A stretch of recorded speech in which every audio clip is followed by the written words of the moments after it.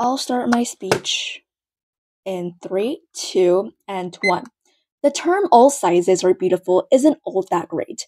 Instead, it only shows that society, especially women, are being obsessed about their body and are trying to reshape the norms. This debate is about which side can empower women to believe more in the capability of their body. And by empowering here, we mean that women understand what they're capable of, be proud of their personality, and focus on what they can actually do. So before we move on to some clashes in this debate, I'll make sure to add the clarification. Is that what do the feminists actively want from their followers and from the woman itself? They want women to feel empowered and know the boundaries and their limits. And they don't want to force women to accept things that they don't feel comfortable with. And they want to allow women to explore their capabilities and abilities.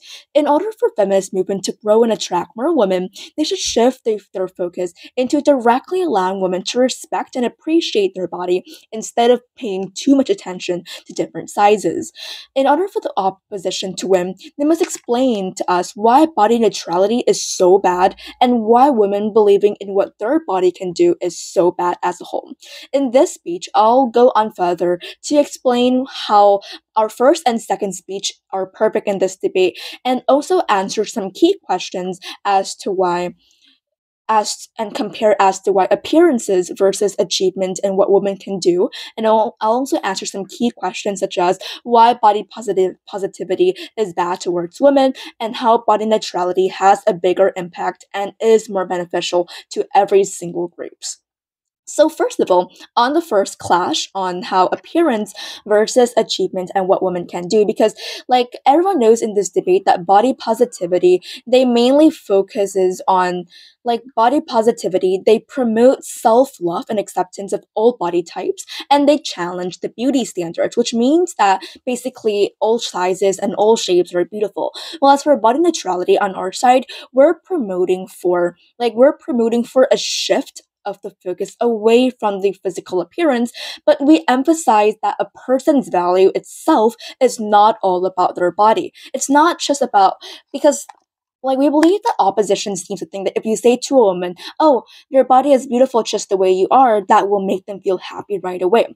But we believe that the key here is that a person's value is not just how they look. It's not just telling them that they look good. It's more on how a person can appreciate their body and appreciate what their body can do rather than how it looks as a whole. So moving on to what opposition said to us in this entire debate. First, opposition says that they will make sure that people are able to accept themselves and this will allow people to love and accept their body. You don't think this is like the entire case here, because even though we said to you that even though positivity, it promotes diverse beauty standard, yes, but it places a lot of emphasis on the looks as a whole, because the movement here, they put a lot of pressures on individuals to actually feel good about the body, which can sometimes be really exhausting and unrealistic to a lot of women out there, is that we believe that is a lot better to make women feel like their body is capable of doing anything rather than just based on how it looks as a whole. And social media influencers, like a lot of people out there have do a lot of adverts or have do a lot of adverts on body positivity, and this turns into literally an industry that focuses on self-love rather than address the real issue of what women really feel about their body, right? And on our side, what do? We say that instead of saying that you should love your body, we actually change the conversation into you don't have to think about your body at all. It's not the most important factor to think about other things like what your body can do. And why is this so good? Because we believe that body neutrality, secondly, has like a way better impact and is more beneficial to every single group. Because notice that on their side of the house, all they mentioned throughout this entire debate is on how people they should love their body and how the impact is really big on their side, as to which they explained to us that when women they feel that their body and they feel that like they love their body and they're being accepted into this community where and they're feeling that they have the power to challenge societal beauty norms, this is actually good, but we believe it's not the case here, because let's look at the fact that when we talk about body positivity and when we talk about all sizes are beautiful, it mostly focuses on like literally one marginalized group, which like most of the time are plus size people. Like they're more obese and they gain more weight than other people.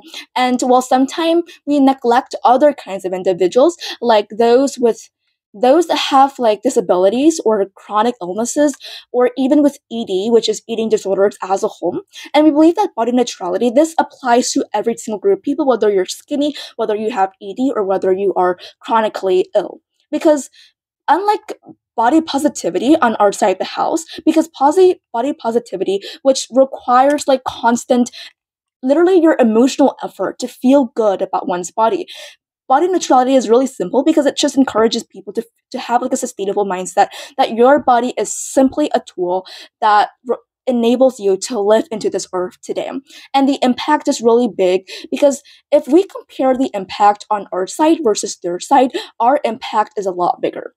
Why is this? On their side, their impact is really simple. Their impact is all about how women can feel like their body is good enough and they feel like they're being accepted into a community where all sizes are perfect just the way they are. So basically what their side is talking about is that their side focuses a lot on appearance, even though we say that appearances are not important. But let's focus on the fact that when we talk about body positivity, we're talking about physical appearance itself, which we don't understand why women need encouragement.